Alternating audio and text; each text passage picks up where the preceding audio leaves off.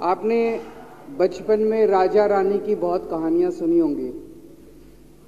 मेरी कहानी में रानी नहीं है,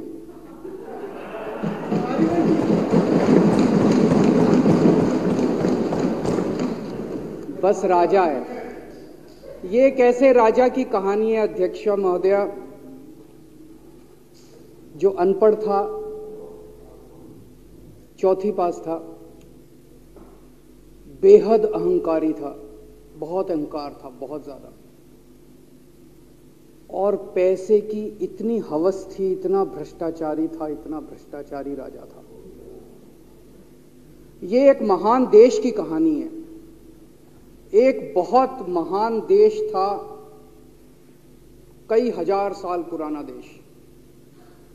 उस देश में एक गांव में एक बहुत गरीब परिवार में एक बच्चे का जन्म हुआ। जब बच्चे का जन्म हुआ तो ज्योतिषी ने कहा, गांव में ज्योतिषी होते हैं, आते हैं, वो पत्री बनाते हैं। ज्योतिषी ने कहा, माई तेरा लड़का बड़ा होके बहुत बड़ा सम्राट बनेगा। माई को यकीन नहीं हुआ, मेरा इतने गरीब हूं मैं, कहां से मेरा बेटा सम्राट बनेगा। तो उसने कहा, नहीं, तेरे बेटे के ग्रह बताते हैं तेरा बेटा बहुत बड़ा सम्राट बनेगा।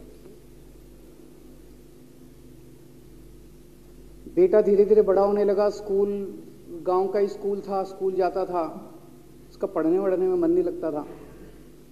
तो चौथी के बाद उसने किसी तरह से चौथी करी, चौथी के बाद उसने स्कूल छोड़ दिया। गांव के पास एक रेलवे स्टेशन था।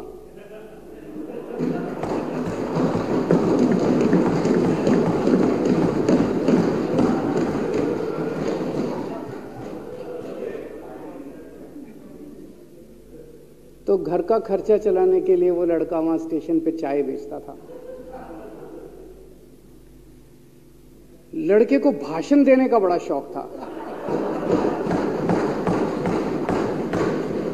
सारे गांव के लड़कों को इकट्ठा कर लेता, आसपास के गांव के भी इकट्ठा कर लेता, सामने वो खाट डाल लेता, उस पर चढ़ जाता और भाषण देता।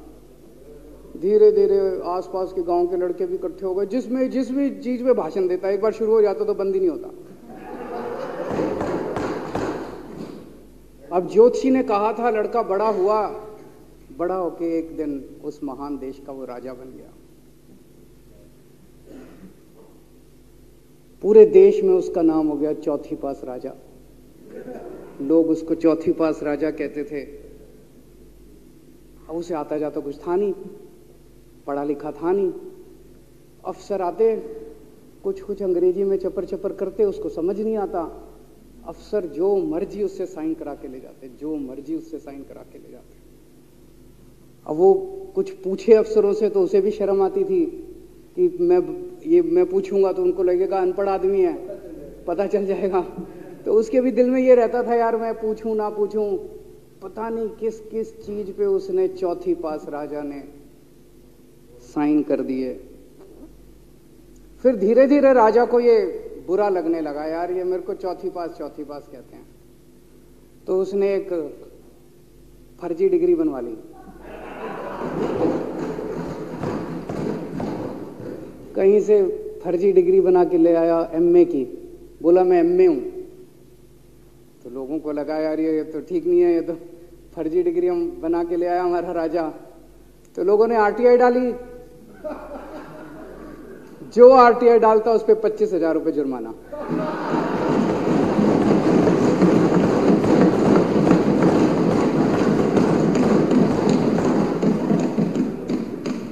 आपके नेता की बात नहीं कर रहा। आप लोग भी हंस सकते हो।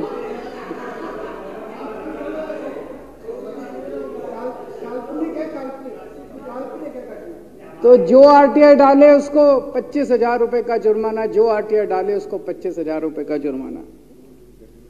एक दिन कुछ लोग गए चौथी पास राजा के पास। बोले, जी एक बड़ा धांसू आइडिया लेके आए हैं। बोले बताओ। बोले, जी नोटबंदी कर दो, भ्रष्टाचार खत्म हो जाएगा देश से। तो उसने कुछ पूछा, उसे कुछ समझ नहीं आया राजा को क्या कह रहे हैं क्या नहीं, पर उसे लगा यार कुछ धांसू आइडिया होगा। उसने एक दिन रात को 8 बजे टीवी चैनलों पे जाके नोटबंदी कर दी। बोला सारे नोट बंद। पूरे देश में हाहाकार मच गया, तड़प गए लोग, धंधे बंद हो गए, दुकानें बंद हो गई, लोग बेरोजगार हो गए, बुरा हाल हो गया पूरे देश। लंबी लंबी लाइनें लग गई पूरे देश के अंदर। लोगों ने जाके उसको कहा जी नोटबंदी कर दो, आतंकवाद खत्म हो जाएगा। ना आतंकवाद खत्म हुआ, ना भ्रष्टाचार खत्म हुआ, देश बर्बाद हो गया। वो महान देश जिसका वो राजा बना था, वो देश 10 साल 15 साल 20 साल पीछे चला गया उस नोटबंदी से, उस चौथी पास राजा की वजह से। एक दिन कुछ लोग गए उस राजा के पास, बोले जी खेती खूब बड़ी हो जाएगी, ये किसानों के कानून पास कर दो। अब उसको कुछ अकल नहीं थी राजा को, अनपढ़ राजा था। उसने साइन कर दिए, 3 काले कानून पास हो गए किसानों के। पूरे देश के किसान सड़कों पे, जगह जगह मोर्चे, 750 किसानों की मौत हो गई 1 साल के अंदर। अंत में राजा को वो कानून वापस लेने पड़े। धीरे धीरे देश की समस्याएं बढ़ती गई, क्योंकि राजा ऐरे गहरे। इससे पहले एक और राजा आया था, मोहम्मद बिन तुगलक, वो भी ऐसे ही करता था। कभी उसने देश की राजधानी बदल दी, कभी बोला मैं चमड़े के सिक्के बनाऊंगा। उसी तरह से ये था अनपढ़ राजा, कुछ भी कर देता था। अब राजा को एक दिन लगा यार मैं तो राजा बन गया, पता नहीं कितने दिन रहूंगा।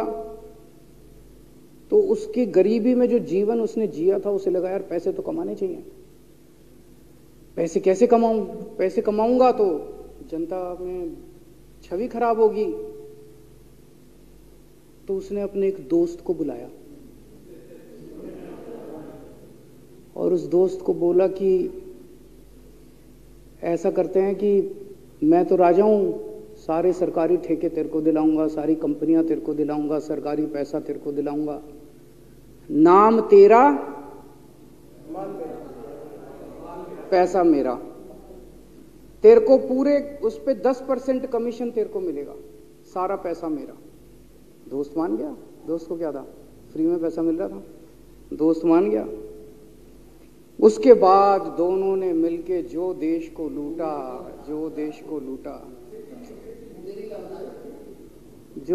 लूटा।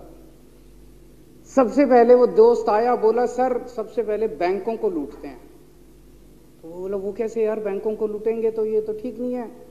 बोला नहीं ऐसे करते हैं, आप किसी बैंक के चेयरमैन को बुलाओ, उसको बोलो कि वो मेरे को लोन देगा। तो बोला लोन देगा तो वापस करना पड़ेगा। बोला वापस कौन करेगा, वापस थोड़ी करना है, आप राजा हो, वापस नहीं करना, लोन दिला दो बस। तो राजा ने एक बैंक के चेयरमैन को बुलाया, बोला इसको लोन दे। तो वो चेयरमैन की सिट्टी पिट्टी गुम हो गई, यार मैं तो मर जाऊंगा, फंस जाऊंगा, वो भाग गया। तो फिर उन्होंने ढूंढ ढांड के एक ऐसा चेयरमैन चुना जो कि सरासर भ्रष्टाचारी, जिसके ऊपर 10 फाइलें खुली हुई, जिसके ऊपर 10 केस चल रहे, उसको बुलाया। बोला देख तेरे को चेयरमैन बना रहे हैं, अब तू 10,000 करोड़ रुपए दे दे इसको, नहीं तो तेरे को जेल भेजेंगे। जेल जाना है कि पैसे दे रहा है? उसने कहा माई बाप मैं जो कहोगे जहां कहोगे साइन कर दूंगा। उसने 10,000 करोड़ रुपए का लोन उसके दोस्त को दे दिया। ऐसे करते करते 1,00,000 2,00,000 करोड़ रुपए इन्होंने बैंकों से लूट लिए। राजा ने, चौथी पास राजा ने और उसके दोस्त ने मिलकर 2-2.5 लाख करोड़ रुपए बैंकों से लूट लिए। अब बैंकों से पैसा लूटने के बाद उन्होंने देश को खरीदना चालू किया। सबसे पहले उन्होंने देश के एयरपोर्ट खरीदे, पहले 6 एयरपोर्ट खरीदे, फिर उन्होंने बिजली कंपनियां खरीदी, फिर उन्होंने बिजली के दाम बढ़ा दिए पूरे देश के अंदर, फिर उन्होंने सी पोर्ट खरीदने चालू कर दिए, फिर उन्होंने कोयले खदानें ले ली, फिर इन्होंने पुलिस को भेज के जो लोगों की कंपनियां थी, प्राइवेट लोगों की कंपनियां, यहां बंदूक रख के उनकी कंपनियां छीन ली राजा ने और उसके दोस्त ने। हाहाकार मच गया पूरे देश के अंदर। इतनी महंगाई हो गई पूरे देश में। पहले गैस 400 रुपए सिलेंडर होती थी, चौथी पास राजा के आने के बाद 1100 रुपए सिलेंडर हो गई। पहले पेट्रोल 71 रुपए होता था, 97 रुपए हो गया। पहले डीजल 57 रुपए होता था, 90 रुपए लीटर हो गया। जब पेट्रोल के दाम बढ़ गए, डीजल के दाम बढ़ गए, तो सारी चीजों के दाम बढ़ गए। देश के अंदर हाहाकार मच गया। सब चीजों पे इसने और इसके दोस्त ने कब्जा। दूध पहले 46 रुपए होता था, 66 रुपए लीटर हो गया। बच्चों को माएं दूध पिलाने लायक नहीं बची। घरों के अंदर छोटे छोटे बच्चों के दूध छीन लिए इसने, राजा ने।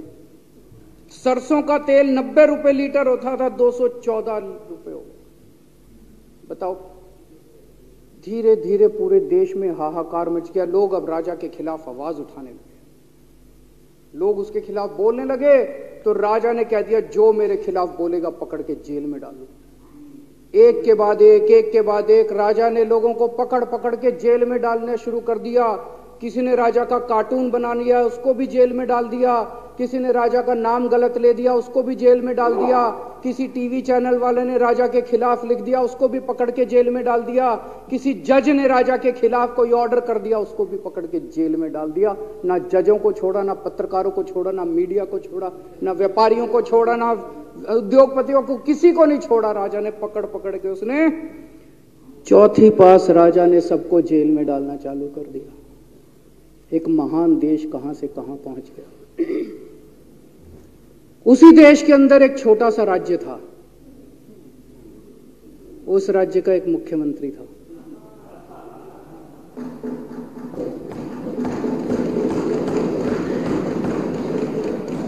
उनके चेहरे पे भी स्माइल आ गई। उनके चेहरे पे भी उम्मीद की किरण छा गई। वो मुख्यमंत्री अपने लोगों का खूब ख्याल रखता था। वो मुख्यमंत्री कट्टर ईमानदार था। वो मुख्यमंत्री कट्टर देशभक्त था। वो मुख्यमंत्री पढ़ा लिखा था।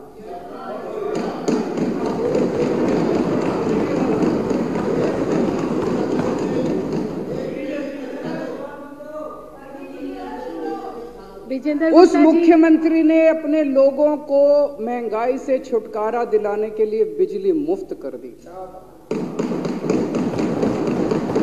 भाई साहब, उसके बाद तो चौथी पास राजा पागल हो गया। उसने बुला के जो हड़काया उस मुख्यमंत्री को कि तेरी हिम्मत कैसे हुई। उसे लगा राजा ने तो सारी बिजली कंपनियों पे कब्जा कर रखा था। उसे लगा अगर ये बिजली मुफ्त करने लग गया तो बाकी देश में तो मेरा बेड़ा गर्क, मेरी बिजली कंपनियां लुट जाएंगी, ऐसे कैसे चलेगा। उसने उसको कहा, खबरदार, तूने बिजली मुफ्त के।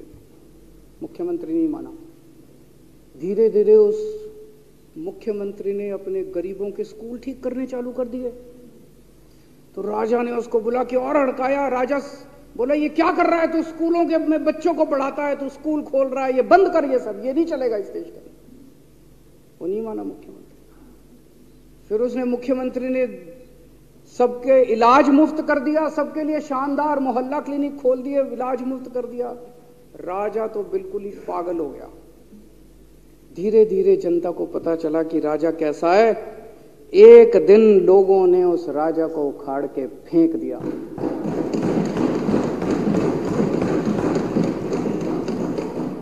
और लोगों ने एक किसी ईमानदार और देशभक्त आदमी को वहां बिठा दिया और उनकी सरकार आ गई। और उसके बाद देश से महंगाई खत्म हुई और देश रात दूनी चौगुनी तरक्की करने लगा। तो जैसे हम बचपन में सुना करते थे, moral of the story, Hindi में क्या कहते, मॉरल ऑफ द स्टोरी का मतलब भाई इस कहानी में क्या प्रेरणा मिलती है। इस कहानी से, इस कहानी से ये प्रेरणा मिलती है कि अगर आपके देश में महंगाई है, आपके देश में समस्याएं हैं, आपके देश में सब कुछ गड़बड़ चल रहा है, तो सबसे पहले जांच परख के देखो आपका राजा अनपढ़ तो नहीं है। अगर आपके देश में सब गड़बड़ चल रहा है, बेरोजगारी है, बहुत सारी समस्याएं, जरा देखो राजा आपके राजा को कोई दोस्त तो नहीं है? अगर है तो सबसे पहले अपने राजा को उखाड़ के फेंको, नहीं तो आपकी समस्याओं का कोई समाधान नहीं होगा। आपकी समस्याओं का कोई समाधान नहीं होगा। वो पढ़ा करते थे, अंधेर नगरी चौपट राजा, सवा शेर बाजी सवा शेर खाजा। बहुत बहुत शुक्रिया।